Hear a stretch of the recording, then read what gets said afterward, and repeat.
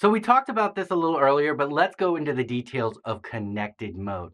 Now, connected mode is CAP-WAP control plane established via that DTLS tunnel. Remember, datagram transport layer security.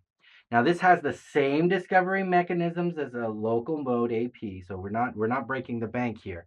But what we're going to do is 802.11 authentication can be performed at the AP, then proxies to wireless LAN controller. So we can be centrally authenticated in this.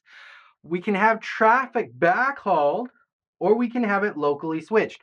We just talked about that, right? The locally switched versus centrally switched. They can be either. Now, the controller may assist with network authentication or not. So we can have network authentication here. Now remember, if you're setting up the wireless LAN controller for authentication, that is going to be what? That is going to be locally authenticated. I know this is it sounds crazy because in this terminology, this is local, right? This is the local side we're talking about. But when we're configuring the wireless LAN controller, we have to say local authentication because it's on the wireless LAN controller, okay? So the problem or issue with this is what?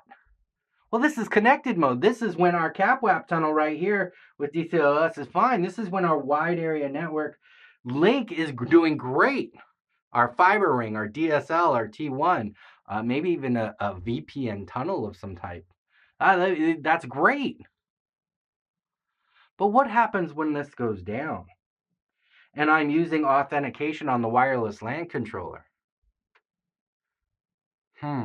Now we're looking at an issue with our environment. And we have to be aware of these issues because if I'm unable for these to authenticate up to the wireless LAN controller, that's going to be an issue.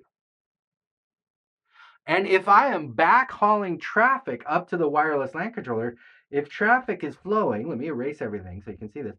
If traffic is flowing up here and then delivered at this point,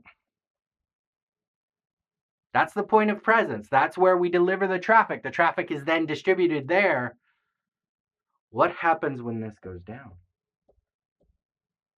So we have to be aware of these issues and we have to think about how we want to administer it. This is great, having the wireless LAN controller help assist because I have all sorts of options. I can attach wireless LANs to VLANs and all sorts of good stuff with my wireless LAN controller. I can keep track of traffic. I can do all these things that the centralized management allows me to do. But with it is a cost, and the cost is on that wide area network link.